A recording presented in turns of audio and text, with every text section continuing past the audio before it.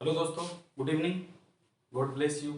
Get success in your life. आप अपने जीवन के लक्ष्यों में, आपके जीवन के उद्देश्यों में सफल हो। भगवान आपकी हर इच्छा, हर मनोकामना पूरी करें और आप अपने लक्ष्यों को हर प्रकार से पाएं और हर खुशियां आपको कहे नसीब हो।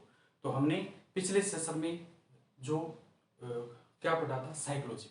पिछले सेशन में हमने क्या साइकोलॉजी कंप्लीट किया था। आज हम अपने एक नवीन सब्जेक्ट है उसके बारे में चर्चा करेंगे। तो नया सब्जेक्ट है जिसे हम आज से पढ़ना स्टार्ट करेंगे, जो कौन सा आता है, राजस्थान हिस्ट्री है। हिस्ट्री ऑफ राजस्थान है, यानी राजस्थान का इतिहास है। राजस्थान का इतिहास है। इसमें हम देखेंगे कि किस प्रकार शासक हुए थे, किस प्रकार प्रशासक हुए थे, किस प्रकार राजा हुए थे और किस प्रकार उनकी रियासतें हुई थी और कौन कौन से प्रजामंडल थे, किस प्रजामंडल में किस किस शासक के द्वारा किस प्रकार सहयोग दिया गया था, किस प्रजामंडल का जो संस्थापक था वो कौन था। और इसके बाद हम पढ़ेंगे किसान आंदोलन है। कौन सा किसान आंदोलन था, किस किसान आंदोलन में किस भीड़ के द्वारा या किसके द्वारा अपना प्रत्युत्तर दिया गया था। फिर हम पढ़ेंगे राजस्थान का एकीकरण है, जो 7 चरणों में हुआ था। हमने वैसे तो पहले देख लिया है, जब ज्योग्राफी पढ़ी थी राजस्थान की तो उसमें हमने देखा था, लेकिन फिर हिस्ट्री में दोबारा रिपीट करेंगे कि राजस्थान का एकीकरण 7 चरणों में हुआ था। 19 रियासतें थी, 3 ठिकाने थे, चिप्स थे, ठीक है। तो इस प्रकार सारी डिटेल पढ़ेंगे। फिर हम पढ़ेंगे कि किस प्रकार जो राजस्थान का एकीकरण हुआ था उसमें रियासतों को मिलाया गया था। कौन सी रियासत थी वो कहे पाकिस्तान में मिलना चाहते थे, कौन सी रियासत थी जो राजस्थान में विलय के लिए कहे अपना डेथ वारंट की घोषणा कर रहे थे कि मैं राजस्थान में मिलना स्वीकार नहीं करूंगा, इससे अच्छा कि मैं मृत्यु प्रमाण पत्र दे दिया जाए। कौन से शासक ने राजस्थान के एकीकरण में सर्वप्रथम हस्ताक्षर किए थे। और राजस्थान के एकीकरण की बात करते हैं, सर्वाधिक योगदान किसका रहा था, इसका सर्वाधिक योगदान रहने के कारण उनका नाम क्या रखा गया। तो इस प्रकार के हम सारी चर्चा करेंगे। बीकानेर रियासत थी, जयपुर जयपुर रियासत थी, ठीक है। और अगर बात करते हैं जोधपुर रियासत मारवाड़ के नाम से जिसे जाना जाता था। और अगर बात करते हैं ढूंढाड़ था, जयपुर का एक क्षेत्र ढूंढाड़ है। आमेर का इतिहास है और हम पढ़ेंगे जालोर का इतिहास है। और सभी जो छोटे छोटे किले थे, जो किले थे, दुर्ग थे, उनके बारे में जो शासक रहते थे उनके बारे में डिटेल से पढ़ेंगे। किस प्रकार उन्होंने एक दूसरे दुर्ग को अपने हथियार में लेने, अपने हथियाने के लिए, यानी अपने अंडर लेने के लिए किस किस प्रकार के षड्यंत्र रचे थे। कौन सी जो शासक थे उनकी 7 महारानियां थी, कौन से शासक थे 9 महारानियां रखते थे। माधो सिंह की अगर बात करते हैं, हवा महल किसके द्वारा बनाया गया था, जंतर मंत्र के संस्थापक कौन से थे। अगर हम बात करते हैं स्वाई भोज का जो मंदिर है वो कहाँ पर बनाया गया है। और जो वहां पर कढ़ाइयाँ रखी गई है, अजमेर की दरगाह है, अजमेर की दरगाह है उनकी अगर हम बात करते हैं तो किस प्रकार यह पहले अन्य रूप में थी लेकिन बाद में इसे दरगाह का रूप दिया गया था। तो राजस्थान हिस्ट्री में हम देखेंगे कि किस प्रकार हिस्ट्री क्या उठ कर रहा था, किस प्रकार हिस्ट्री है, पहले क्या ही चीज थी, बाद में क्या परिवर्तन होते हैं, यहाँ के शासक कौन से थे और उन शासकों के द्वारा किस प्रकार अपना सहयोग दिया गया था किसी भी कार्य को करने के लिए। एक दूसरे में क्या है, किले बनवाए गए थे, एक दूसरे का सहयोग किया गया, इनके बारे में पढ़े। इसके बाद हम चर्चा करेंगे कि हमारा एक कल्चर है, राजस्थान की कल्चर एंड हिस्ट्री, राजस्थान की कला है, संस्कृति, इसके बारे में देखते हैं। वो इसके साथ में चले या बाद में चले, उसमें हम पढ़ेंगे कि किस प्रकार हमारे जो महीने होते हैं, चैत वैशाख जेठ आषाढ़ सावन भादो अश्विनी कार्तिक माघ शीश पो माह फागुन, इस प्रकार के महीने चलते हैं। ये महीने क्या हमारे कैलेंडर के अनुरूप चलते हैं या क्या इसमें परिवर्तन होता है। हमारा कैलेंडर किस पर आधारित है, ग्रेगोरियन संस्था पर आधारित है या संवत पर आधारित, किस प्रकार है, कौन से शुद्ध पक्ष होता है, कौन से क्या बुद्धि पक्ष होता है, यानी कौन सी काली रातें होती है और कौन सी क्या है अगर रोशनी रातें होती है, सुजन की रातें होती है। किस प्रकार ये कहे 15 कृष्ण पक्ष होते हैं, 15 दिन का शुक्ल पक्ष चलते हैं, अंधेर पंख होता है और दूसरा अगर बात करें चानन पंख होता है। इस प्रकार किससे कहा जाता है, किससे लोग इनको कहते हैं, तो इनके बारे में हम चर्चा करेंगे। फिर पढ़ेंगे हम राजस्थान में कौन से जो अपने जो साधु संत हुए, साधु संत हुए थे, साधु संत देखते हैं लोक संप्रदाय में राजस्थान में बहुत दादू पंथ थे और निष्कलंकी पंथ है, इस प्रकार के अलग अलग संप्रदाय उनके बारे में डिटेल से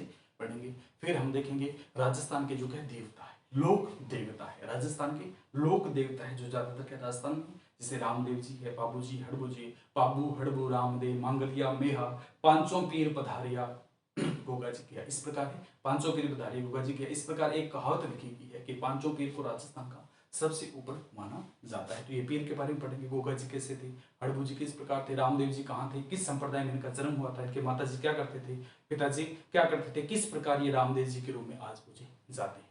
और फिर हम देखेंगे लोक देवते, लोक देवियां हैं, किस प्रकार लोक देवियां हैं, कौन कौन सी है, फिर किस प्रकार की कहाँ पर लोक देवी कौन सी पाई जाती है, बीकानेर में कौन सी है, सीकर में कौन सी है, हिंगस में कौन सी है, जयपुर में कौन सी है। तो इन हम देवियों के बारे में क्या चर्चा करेंगे। फिर हम देखेंगे कि राजस्थान का जो साधु संत संप्रदाय है उनके लिए क्या अलग अलग पर्चियों के रूप में अलग अलग जो मंदिर बनाएगी, किस मंदिर में कौन से संप्रदाय से संबंधित है, कौन सी पीठ है, उन पीठों के बारे में क्या चर्चा करेंगे। तो राजस्थान का जो कल्चर है उसके बारे में देखेंगे। फिर यहाँ का पहनावा देखेंगे किस प्रकार का है, कौन सी शैली थी, किशनगढ़ है, बनी ठनी शैली है, ठीक है, किस पर महिलाओं के चित्रकार किस प्रकार हुआ करते थे, ठीक है, कईयों में क्या है लंबी नाकों वाली है, लंबी आंखों वाली है, उभरी हुई आंखों वाली है, लंबे हाथ है, नुकीले नैन है, इस प्रकार के सारे हम पढ़ेंगे। फिर भित्ति चित्रण के बारे में चर्चा करेंगे, ठीक है, एक तो फ्रेस्को ब्रूनो है, फ्रेस्को फेको, इस प्रकार दो भित्ति चित्र को बनाएंगे। फिर हम यहाँ के नृत्य पढ़ेंगे, किंदर नृत्य कहाँ का है, ढोल नृत्य कहाँ का है, बिंदोरी कहाँ पर बनाई जाती है,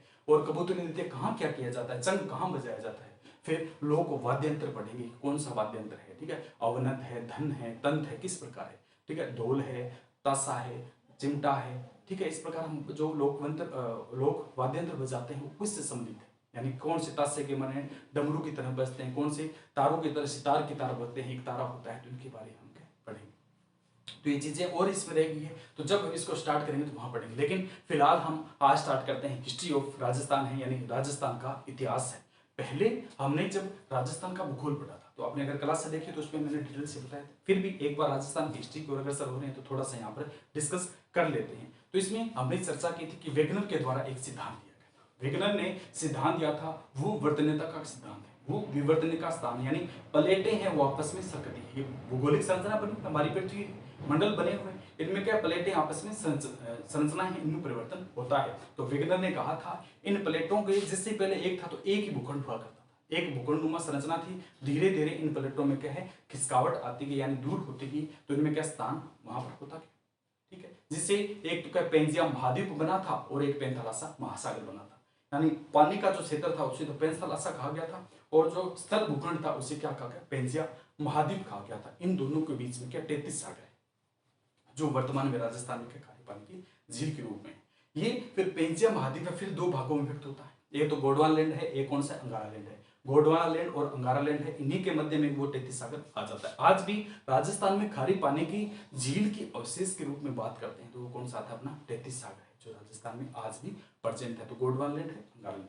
जैसे अगर हम बात करते हैं विवर्तक संरचनाएं, अभी हाल ही फिलहाल में महीने भर की बात आपने सुना होगा, सहजासर क्षेत्र है, बीकानेर का क्षेत्र है, वहां पर भूमि नीचे धसी, भूमि क्या है नीचे की ओर धसी, तो उसके कारण के वहां एक सड़क जा रही थी, वो सड़क भी अंदर भी, जो पेड़ पौधे थे लगभग 10-12 जो पेड़ है वहां पर खिजड़ी के पेड़ थे, वो भी क्या अंदर वैसे क्या खड़े दिखाई दे रहे, ठीक है। तो ये लोगों में अचंभे है कि ये किस कारण हुआ, तो ये जो हम सिद्धांत पढ़ रहे हैं यानी भू विस्तरिका का सिद्धांत है, यानी किस प्रकार भूमि के अंदर की ओर क्या धस गई।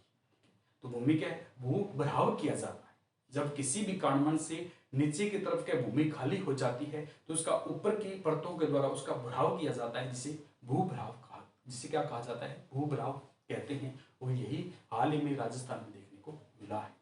क्यों, अभी मनोवैज्ञानिकों ने रिसर्च किया और बताया कि प्राचीन समय में यहाँ पर किसी न किसी प्रकार की या तो सरस्वती नदी या किसी अन्य प्रकार का कोई गड्ढा था, जो स्पेस था वो धीरे धीरे क्या नीचे की ओर गया है, और क्या इसने अपना जो क्षेत्र है वो विस्तार कर लिया। कैसे कहा जाता है कि नीचे की जो पट्टियां हैं उनमें जल भराव है। हम देखते हैं कि ये जो ट्यूबवेल लगाते हैं, समरसेबल, इस प्रकार पानी भूमि से क्या निकाला जा रहा है, तो वहां पर कहा जाता है कि इसमें जो ये सहजासर का क्षेत्र है जो बीकानेर में आता है, वहां पर क्या नीचे पानी की पट्टी थी, पानी की क्या है पट्टी है, उस पानी की पट्टी क्या है ऊपर की ओर आई और इस मिट्टी को क्या अपने में धीरे धीरे क्या है घोल करके अंदर की ओर ले गई। तो धीरे धीरे ये क्या है मिट्टी जो है अंदर घुलती गई, मिट्टी जो अंदर घुलती गई तो वहां पर गड्ढा हो गया, यानी विवर्तनिक हो गया, यानी गड्ढा नीचे की तरफ गया और मिट्टी क्या है वहां नहीं, मिट्टी ने जगह छोड़ी और पानी की तरफ हो गया। वो क्या है नीचे कितना बैठा है वो पता नहीं मुझे एक्चुअली, जो क्या नीचे की तरफ का गड्ढा बैठ गया, वहां पर क्या गड्ढा बन गया। तो ये क्या कहा जाता है, भूभराव है, यानी जिस क्षेत्र में पृथ्वी में स्पेस हो जाएगा, विवर्तनिक प्लेटों के आधार पर स्पेस दिखाई देगा, तो वो स्पेस कहीं ना कहीं भरेगा, कभी ना कभी भरेगा। वही वहां पर घटना हुई, ये स्पेस क्या भरा गया है किसके द्वारा, ऊपर की जो पट्टियां हैं विवर्तनिक पट्टियां बनाई गई, उन पट्टियों के द्वारा ये स्पेस भरा गया और मिट्टी का नीचे की ओर दसाव उसने ले लिया है। तो ये घटना वहां पर देखने को मिलती है। तो हम अपनी हिस्ट्री की तरफ चलते हैं। एक तो अंगारा लैंड है, एक कौन सा है गोंडवाना लैंड, दोनों के गोंडवाना लैंड है, दोनों के बीच में 33 सागर है, जो वर्तमान में राजस्थान में खारे पानी की झील के रूप में प्रेजेंट है। इसी पर अपने 7 महाद्वीप है, हमने डिटेल से पढ़ा जब हमने भूगोल पढ़ा था, विश्व का भूगोल है, तो हमने डिटेल से पढ़ा था कि हम 7 महाद्वीप पढ़े। तो इसी पर क्या है, जो ये पेंसिया महाद्वीप है, इसी के ऊपर क्या गोंडवानलैंड है, अंगालैंड, इसी पर 7 महाद्वीप बने हुए हैं। इसमें सबसे बड़ा एशिया है और सबसे बड़ा क्या है, छोटा है। इसकी अगर हम बात करते हैं, इसी पर क्षेत्र पर 71% पर तो क्या है, जल है, और 29% पर क्या स्थल है। 71.8 ऐसे लिखा जाता है। एक्चुअली का रंग देखेंगे तो 0.8 आ जाएगा, उसमें 29 तो हो जाएगा। तो इसी पर क्या है, 71% पर क्या जल रखा गया है और 29% पर क्या स्थल है। इसी पर हमारे 7 महाद्वीप है। सबसे बड़ा एशिया महाद्वीप है, सबसे छोटा ऑस्ट्रेलिया है। तो महाद्वीप हमने पढ़े थे, एशिया है, अफ्रीका है, यूरोप है, उत्तरी अमेरिका है, दक्षिणी अमेरिका है, ऑस्ट्रेलिया। अभी हाल ही में जब हम ये चर्चा कर रहे थे तो उस टाइम क्या है, एक नवीनतम महाद्वीप खोजा गया था, करंट का विषय था। उसमें जीलैंडिया है, जो नवीनतम महाद्वीपों की श्रेणी में क्या रखा गया है। यानी उस टाइम नवीन था, तो उसमें आंकड़ों के लोग पूछे, आगे भी पूछ ले कि 8वीं महाद्वीप की श्रेणी में कौन सी को रखा गया है। तो जिलेंडिया है, उसे 8वां महाद्वीप की श्रेणी में रखा गया है। तो 8वां महाद्वीप कौन सा आता है, अपना जिलेंडिया महाद्वीप है। तो इस प्रकार 8 महाद्वीप। 7 पर क्या हमने पढ़ा था, सबसे बड़ा एशिया है, सबसे छोटा ऑस्ट्रेलिया। एशिया में हमने देखा था किस प्रकार इसे विभिन्न सभ्यताओं का देश कहा जाता है, ठीक है, विश्व गुरु के नाम से जाना जाता है, ठीक है। सबसे बड़ा जो महाद्वीप अपना एशिया है, सभी प्रकार की संस्कृतियों का समावेश कर रखता है। ऑस्ट्रेलिया सबसे छोटा, नीचे की तरफ आता है, दक्षिणी की तरफ ये पड़ता है। और इसमें क्या कालगुडी है, कुलगाड़ी है, सोने की खान, अभी हाल ही में परसों क्वेश्चन पूछा गया था, ये इस श्रेणी में आता है। इसके बाद हम चर्चा करेंगे कि विश्व के इतिहास का जनक किसे कहा जाता है। तो विश्व के इतिहास का जनक हेरोडोटस को कहा जाता है। इनका ग्रंथ है हिस्टोरिका है। यूनान के निवासी थे, 5वीं शताब्दी ईस्वी पूर्व इनका भारत में आगमन हो जाता है। तो विश्व के इतिहास का जनक कौन से, हेरोडोटस है। कहाँ के निवासी थे, यूनान के निवासी। इनका ग्रंथ कौन सा है, हिस्टोरिका है। भारत में इनका आगमन कब होता है, 5वीं शताब्दी ईस्वी पूर्व भारत में आती है। इसके बाद हम चर्चा करेंगे भारत के इतिहास का जनक। राजस्थान पढ़ना हमने, लेकिन एक बेसिक स्ट्रक्चर ढांचा तैयार करें जिससे कि आपको आसानी से समझ में कि हाँ इस प्रकार प्लेटें आई थी, इस प्रकार के अपनी धरती बनी थी और इस प्रकार हम क्या है यहाँ पर आए हैं, ठीक है। तो फिर हम बात करते हैं भारत के इतिहास का जनक है। भारत के इतिहास के जनक वेदव्यास जी है। इनका ग्रंथ कौन सा है, महाभारत। इनके ग्रंथ का नाम क्या है, महाभारत है, जिसका प्राचीन नाम जय संहिता है। इसका प्राचीन नाम क्या है, जय संहिता है। इस महाभारत में 1 लाख श्लोक है। कितने हैं, 1 लाख श्लोक है। इसका एक अन्य भाग है जिसे गीता कहा जाता है। इसका एक अन्य अंग है या अन्य भाग है जिसे क्या कहा जाता है, गीता है। अगर हम बात करते हैं महाभारत का युद्ध कहाँ लड़ा था, तो महाभारत का युद्ध हमें पता है कुरुक्षेत्र में लड़ा था। हरियाणा की एक भूमि है, वहां पर महाभारत का युद्ध लड़ा गया था और ये युद्ध वहां पर के 18 दिन चला। महाभारत को सभी को पता है, कुरुक्षेत्र की एक भूमि रणभूमि कहा जाता है, जिसे इसमें जय संहिता के बारे में संपूर्ण डिटेल मिली। उसमें 18 दिन का युद्ध यहाँ कुरुक्षेत्र हरियाणा में लड़ा गया था। तो इस प्रकार ये फिर हम चलेंगे कि राजस्थान के इतिहास का जनक है कर्नल जेम्स टोड है। घोड़े वाले बाबा के नाम से जाना जाता है। संपूर्ण राजस्थान में घूमे थे और क्या है, हिस्ट्री लिखी थी कर्नल जेम्स टोड ने। स्कॉटलैंड के निवासी थे, वहां पर जाकर इनके बारे में हिस्ट्री जो लिखते, तो इनके बारे में बाद में पढ़ेंगे। लेकिन अब हम चर्चा कर लेते हैं महाभारत का युद्ध है, तो हमने वहां पर देखा था वीर महाबली, वीर बर्बरीक, उनके बारे में थोड़ा सा वहां चर्चा डिटेल से की थी, यहाँ थोड़ी सी साथ में कर लेते हैं। तो महाभारत का युद्ध कुरुक्षेत्र हरियाणा के लड़ा गया था और 18 दिन चलने वाला युद्ध था। इस युद्ध की अगर बात करते हैं तो श्री कृष्ण जी थे, पांडवों की तरफ थे और कौरव थे, ठीक है। इन दोनों के भाइयों के मध्य में क्या है, इनके मध्य में युद्ध हो जाता है। किसी भी बात को लेकर कोई बहस होती है, छोटी सी होती है, लेकिन आस पड़ोस परिवेश के जो लोग होते हैं उनका अगर ज्यादा इंटरफेयर होता है तो बात बहुत बड़ी बन जाती है। अगर घर करके व्यक्ति उस बात को सुलझाए तो वो बात के ज्यादा नहीं बाहर नहीं निकलती, न इधर वाला आग लगे ना उधर वाला लगे, घर की घर में रहे, कोई बात हो जाती है परिवार में, परिवेश में। इसी प्रकार महाभारत का जो युद्ध हुआ था, छोटी सी बात को लेकर, उस बात को लेकर के युद्ध हो जाता है। अगर सही से किया जाता, अगर कोई जो है अपना वो उनके मामा थे, वो किसी प्रकार का दुर्व्यवहार नहीं करते तो ये बात नहीं होती। अगर वह अपनी मानसिक सोच का प्रयोग करते तो ये युद्ध नहीं होता। तो कुरुक्षेत्र का युद्ध महाभारत में होता। श्री कृष्ण जी पांडवों की तरफ के हुए थे। तो उसमें महाबली वीर बर्बरीक की बात करते हैं, उनके बारे में क्या है। तो उसमें एक छोटे से बालक थे, वीर महाबली बर्बरीक थे। घटोत्कच की अगर बात करते हैं, उनसे संबंधित उनके पुत्र थे। तो उनकी अगर बात करते हैं तो उनसे अगर हम बात, छोटे से थे, छोटी सी उम्र में क्या है ये पूजा करने लगे थे। उनकी माता जी पूजा करते थे, ये भी क्या माता जी को देख कर पूजा करते थे, दुर्गा माता की पूजा करने लगे थे। तो छोटी सी उम्र में दुर्गा माता की पूजा करते करते क्या ईश्वर ने उनसे वरदान ले लिया था। माता जी प्रसन्न हुई, उन्हें क्या वरदान दिया था, उन्हें 3 बाण दिए थे। उन्हें क्या है 3 बाण दिए थे और उन्हें कहा था कि तुम इससे जो चाहो वो कर सकते हो। तुम आकाश है, नभ है, पाताल है, तीनों को एक साथ चीर सकते हो। तुम में सबसे ज्यादा शक्ति है, तुम्हें यह वरदान देती। वीर महाबली बर्बरीक घर आते। उस टाइम कुरुक्षेत्र में महाभारत के युद्ध की घोषणा हो गई थी कि जो इसमें हिस्सा लेना चाहिए वो ले सकता है। तो छोटे सी उम्र के थे और वो अपनी माँ से कहते हैं कि माँ मैं इस युद्ध में हिस्सा लूंगा। मैं इस युद्ध में जाऊंगा। तो माँ ने कहा तुम बालक है, लेकिन उन्होंने कहा था नहीं मैं माँ जाऊंगा।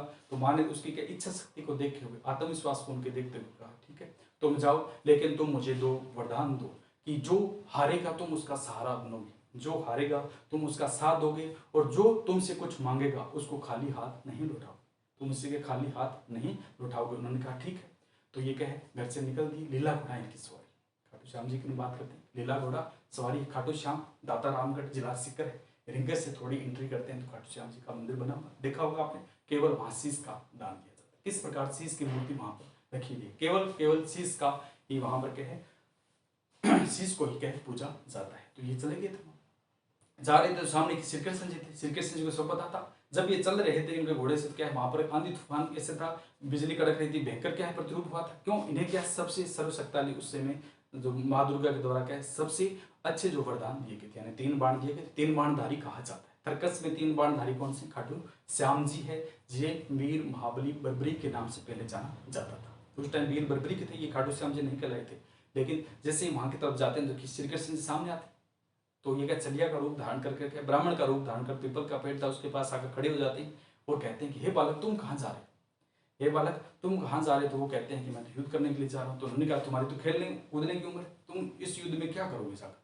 वो कह रहे हैं नहीं मैं हिस्सा लूंगा। तो वो कहते हैं कि तुम में ऐसा क्या है, तुम में ऐसा क्या है जो तुम इस युद्ध में हिस्सा लोगे? तो उन्होंने कहा था कि आप मांगिए, आप कहिए कि मुझे क्या करना है। तो उनकी माँ ने कहा था कि जो तुमसे कहे वो ऐसा तुम्हें करना होगा। तो उन्होंने कहा था कि बोलिए क्या करना है। तो उन्होंने कहा था ये पीपल का पेड़ है, इसके सारे पत्ते को तुम चीर दोगे तो मैं तुम्हें क्या इस युद्ध में जाने दूंगा और युद्ध में तुम हिस्सा ले सकते। तो उन्होंने कहा ठीक है। लेकिन श्री कृष्ण जी ने कहा था अगर तुम इस पीपल के पेड़ को नहीं भेद पाए तो जो मैं कहूंगा वैसा करना पड़ेगा। तो उन्होंने कहा ठीक है जैसा आप कहोगे वैसा कर दूं, क्योंकि उन्हें पता था कि माँ दुर्गा के द्वारा क्या है मुझे ये बाण दिए गए हैं, मुझे आशीर्वाद दिया गया, तो मैं हार नहीं सकता। तो उन्होंने क्या तीर तर्कस से तीर निकाला, अपने जो आराध्य थे उनको याद किया और तीर चलाया। जैसे ही बाण चला उस बाण ने पीपल के सभी पत्तों को भेद दिया, यानी बीच से निकल निकल कर आ गया। लेकिन श्री कृष्ण जी ने एक पत्ता अपने पैरों के नीचे रखा, एक पत्ता उनके पैरों के नीचे था। तो उन्होंने क्या है चलाया तो बाण क्या है सभी को पत्तों को छेद करा गया और उनके पैरों की तरफ आ रहा, लेकिन पैर को छेद नहीं पा रहा, वापिस आता, फिर पैरों की तरफ जाता, फिर वापस आता, फिर पैरों की तरफ जाता। तो वो कहते हैं कि आपके पैरों के नीचे पत्ते, पैरों के नीचे कुछ ना कुछ पत्ता है जिसको मैं भेद नहीं पा रहा हूँ। तो आप साधारण ब्राह्मण तो नहीं है, हे गुरुदेव आप साधारण ब्राह्मण नहीं, आप अपना वास्तविक जो रूप है मुझे दिखाएं, आप कौन है? आप जो इस मेरी शक्ति का आपको जो काट कर रहे हो मेरी शक्ति का, तो आप क्या साधारण से व्यक्ति नहीं, आप मेरे से बहुत धनुर्धारी हो, बहुत शक्तिशाली। तो उन्होंने कहा था कि आप अपना वास्तविक चेहरा मुझे दिखाएं। तो श्री कृष्ण जी ने कहा था कि ठीक है मैं तुम्हें चेहरा दिखाऊंगा, अपना वास्तविक रूप दिखाता हूँ, लेकिन मैंने तुम्हें कहा था अगर तुम हार जाओगे तो मैं जैसा कहूंगा वैसा करना पड़ेगा। तो वीर बलबरीक ने कहा था ठीक है जो आप कहोगे मैं वैसा मानूंगा। तो उन्होंने कहा था तुम्हें शीश का दान देना होगा। तो वीर महाबली बलबरीक ने कहा था ठीक है मैं अपना शीश का दान देता हूँ। तो इस प्रकार से कृष्ण जी ने फिर अपना वास्तविक सुदर्शन चक्र सहित का वास्तविक रूप दिखाया था, लंबा चौड़ा कर पीपल के पेड़ के पास में कि उन्होंने वास्तविक सर्जन उनका चेहरा कह देखा था वीर महाबली बलबरीक ने। फिर उन्होंने कहे अपना शीश का दान मांगना था, तो वीर महाबली बलबरीक ने अपने के शीश का दान दे दिया, उनके चरणों में अर्पित कर दिया। फिर उन्होंने कहा था, वीर महाबली बलबरीक ने कहा था कि मैं शीश का दान तो दे रहा हूँ, लेकिन मेरे भी एक शर्त, मैं इस युद्ध में लड़ने के लिए आया था, मैं लड़ तो पाऊंगा नहीं क्योंकि मुझे शीश का दान देना पड़ रहा है, लेकिन मेरी एक इच्छा है कि मैं इस युद्ध को देखूं, इस युद्ध को अपनी आंखों से देखूं। तो श्री कृष्ण ने कहा था ठीक है तुम इस युद्ध को आंखों से देख सकते हो। उन्होंने उस सिर के ऊपर क्या है अमृत धारा बरसाई थी। खाटू श्याम जी के जो क्या है वीर बलबरी महाबलबरी का सर था, उनके ऊपर अमृत धारा करी थी। अमृत धारा में उस सर को कर दिया गया था और उस सर को क्या फिर वहां कुरुक्षेत्र की पहाड़ी वहां पर ले जाकर रख दिया गया था। संपूर्ण युद्ध हुआ था, संपूर्ण युद्ध को इन्होंने देखा था। वीर महाबली बलबरीक ने क्या संपूर्ण युद्ध को क्या अपनी आंखों से देखा था। फिर क्या श्री कृष्ण जी करता धरता थे, श्री कृष्ण जी क्या अर्जुन कह रहे थे मैं ये नहीं वो नहीं कहूंगा। तो अगर अर्जुन के जो रथ था उनके क्या पथ अग्रगामी थे, यानी पथ को चलाने वाले ये थे श्री कृष्ण जी। तो अर्जुन कहते ये तो मेरे ताऊ जी, ये मेरे मामा जी है, तो मैं इनको कैसे मार सकता हूँ? तो उन्होंने कहा था फिर कर्म का, जो हम आज भी पढ़ते हैं महाभारत, कर्म के बारे में कहा था कि तुम्हें कर्म तो करना होगा, फल के बारे में मत सोचो कि तुम्हारे मामा है ताऊ है किस प्रकार, तुम्हें तुम्हारे कर्म करने होंगे। इस सृष्टि में तुम्हें कर्म करने के लिए भेजा, अगर तुम अपनी इच्छा के अनुसार कर्म नहीं करोगे तो तुम्हें फल नहीं मिलेगा। अगर केवल फल की ओर देखो, अगर नीति के साथ आज भी हम उपदेश पढ़ते हैं, नीति के साथ हम किसी भी प्रकार का कोई कर्म करते हैं तो भगवान भगवान हमें आज भी अपनी इच्छा के अनुरूप फल देते हैं। ठीक है, देर सवेर समय लगता है, कई बार देखते हैं कईयों को बहुत ही जल्दी फल मिल जाता है, कईयों को बहुत लंबे समय के बाद मिलता है, लेकिन वो करता धरता है, विधाता है, परम पिता परमात्मा परमेश्वर है, वो मालिक है, वो जैसे निठान है, उसने जैसे ठान लिया है वो तुम्हें देकर रहेगा। बस शर्त यही है कि तुम्हें तुम्हारे कर्म नीति के अनुसार करने हों, तुम्हारी इच्छा के अनुसार नहीं। अगर तुमने क्या किसी भी कार्य में थोड़ी सी क्या ढील बरत दी, किसी भी कार्य को करने में किसी भी प्रकार से आपने कहा नहीं ऐसा नहीं, ठीक है, कर्म में आपने किसी भी प्रकार का नीत मार के काम किया, ठीक है, वो कर लेगा ऐसे कर लेगा, तो आपको क्या है कर्म का फल नहीं मिलेगा। अपनी इच्छा अंतरात्मा के अनुसार आप कर्म करोगे तो उसका फल मिलेगा। तो आज भी हम पढ़ते तो वही उपदेश श्री कृष्ण जी ने अर्जुन को दिया था और कहा था कि तुम अपने ताऊ है, मामा है, उनकी तरफ मत देखो, तुम तुम्हारे कर्म करो, तुम्हें कर्म के लिए सृष्टि पर भेजा गया है, तुम उस कर्म के तुम्हें करना ही होगा, चाहे तुम मन मार के करो चाहे किसी प्रकार। अगर अच्छा से करोगे, फल की तरफ नहीं देखोगे, तो वो परम पिता परमात्मा तुम्हें अपना आशीर्वाद जरूर देगा। तो इस प्रकार हम आज भी पढ़ते हैं, महाभारत भी पढ़ते हैं, आदुदास उदास हताश होते हैं तो आज भी देखते हैं, तो ये वहीं पर कर्म जो उनके बारे में कर्म फल के बारे में बताया गया था। तो सारा युद्ध समाप्त हो जाता है, संपूर्ण युद्ध क्या है समाप्त हो गया था। तो संपूर्ण युद्ध समाप्त होने के बाद अर्जुन कहते हैं मैंने युद्ध जीता है। नकुल सहदेव अपने अपने बारे में बताते हैं कि मैंने ये किया तब युद्ध जीता। होता ही कोई कार्य जब पूर्ण कर लेते हैं तो कहते हैं अगर मैं नहीं होता तो ये नहीं होता, मैं नहीं होता तो ये नहीं होता। आज भी घर परिवार में कोई कार्य होता तो कैसे होते हैं, तो उसमें कहा था कि अगर मैं नहीं होता तो युद्ध नहीं होता, अर्जुन कह रहे थे। फिर श्री कृष्ण से सारे पूछते हैं कि बताइए किसने युद्ध किया, किसने युद्ध जिताया। तो श्री कृष्ण जी ने कहा मेरे को क्या पता, मैं तो तुम्हारा क्या है रथ चला रहा था, तो मुझे क्या पता, मैंने युद्ध को देखा नहीं। फिर वो कहते हैं तो किसने देखा होगा, तो फिर वो क्या खाटू श्याम जी की तरफ ले जाते हैं, वीर महाबली बलबरीक की तरफ ले जाते हैं और कहते हैं, तो वो कहते हैं ऐसा तो अर्जुन कहता है ऐसा तो कोई व्यक्ति नहीं जिसने आंखों से देखा होगा, आप ही बता सकते हैं उसके बारे में। उन्होंने कहा नहीं, एक व्यक्ति है। उनकी तरफ जाते हैं, वीर महाबली बलबरीक की तरफ जाते हैं और उनसे कहते हैं बलबरीक बलबरीक, तो बलबरीक पुकारा, तो बलबरीक बोले हाँ बोलिए। तो उन्होंने क्या कहा था कि आप इस युद्ध के बारे में बताएं, इस युद्ध को किसने जिताया है। तो फिर महाबली बलबरीक कहते हैं, हंसे, पहले तो हंसते हैं, फिर कहते हैं कि मुझे तो कर्ता भी एक है कर्ण भी एक है, यानी कर्ताधारी भी एक था, चलाने वाला भी एक था, मारने वाला एक था, मरने वाला भी एक था। यानी संपूर्ण युद्ध में एक ही व्यक्ति क्या है चक्कर चलता हुआ दिखाई दे रहा था। सुदर्शन चक्कर एक ही व्यक्ति का दिखाई दे रहा। आप ही प्रभु मार रहे थे, आप ही मर रहे थे, आप ही मरवा रहे थे, जो करवा रहे थे वो सब कुछ आप ही था। फिर वो श्री कृष्ण जी हंसते हैं। फिर पांडवों को समझ में आया यहाँ करता धरता यही है। फिर उन्होंने कहा था कि मैं तुम्हारी सत्यता को देख करके प्रसन्न हुआ, भविष्य में तुम खाटू श्याम जी के रूप में जाने जाओगे और आने वाले युगों युगों तक है तुम्हारी जो पूजा है की जाएगी। और तुम्हें क्या है फिर वहां से क्या है ये सिर था जो धड़, ये धड़ अलग थी और सर था वो क्या खाटू श्याम दाता रामगढ़ शिखर है, रिंगस से थोड़ी एंट्री करेंगे वहां पर क्या शीश आकर गिरा था और यहाँ पर इनकी पूजा की जाती है। तो तब से इनको क्या खाटू श्याम के रूप में जाना जाता है, खाटू श्याम जी। तो उन्होंने आशीर्वाद दिया था कि युगों युगों तक तुम मेरा ही एक नाम से के आगे पुकारे जाओ। श्याम जी कहते खाटू श्याम तुमको कहे वहाँ ग्राम है, श्याम जी श्री कृष्ण जी को कहते हैं कि आने वाले समय में तुम क्या खाटू श्याम जी के रूप में कहे जाने जाओगे। तो यहाँ मूर्ति हुई थी और फिर क्या यहाँ पर क्या बेल चला रही थी कोई, ठीक है, ये खाली जगह पड़ी थी जो खाटू श्याम जी का स्थान है, आज जो मंदिर बना खाली जगह थी, बेल चला रही थी, ठीक है, वहां पर है। तो कहते हैं कि यहाँ पर क्या है बेलें अपने आप अगर खड़ी हो जाती थी, गाय थी वो अपने आप यहाँ पर क्या खड़ी हो जाती थी, वहां पर दूध की धाराएं बहती, दूध की धाराएं बहती थी। और फिर क्या है किसी ने देख लिया, कोई था वो गाय चराने वाला, उसने देख लिया, उसने क्या वहाँ के जो वहाँ के मेन व्यक्ति थे यानी राजा थे या कोई थे जो बड़े थे, उनको क्या कहते हैं कि वहाँ पर इस प्रकार गाय है। तो उन्होंने जैसे ही वहाँ पर खोदा तो क्या मूर्ति वो शीश निकलता है और वहीं से क्या इनका जो शीश के दानी के नाम से क्या इनकी मूर्ति बनती है। और जो खाटू श्याम जी है वो आज भी क्या पूजे जाते हैं, वहाँ पर क्या प्रसिद्ध जो मंदिर है वो बनाया गया है। तो इस प्रकार ये क्या युद्ध लड़ा था, कुरुक्षेत्र में लड़ा गया था, 18 दिन चलने वाला है। वहां की जो भूमि की अगर बात करते हैं, कुरुक्षेत्र की भूमि है आज भी लाल, आप कभी जाइए या कभी गए होंगे तो वहां भूमि के अपनी समानी जो भूमि है उससे लाल दिखाई देती है। क्यों देती है, क्योंकि वहां पर क्या बहुत रकत वहां कितने पांडव मारे गए थे, कितने ही क्या कौरव मारे गए थे, उन सभी की वहां पर क्या रकत के कारण क्या वो भूमि क्या पहले वहां पर क्या रक्त विधान हो गई थी, यानी सारा क्या रगत से भर गया।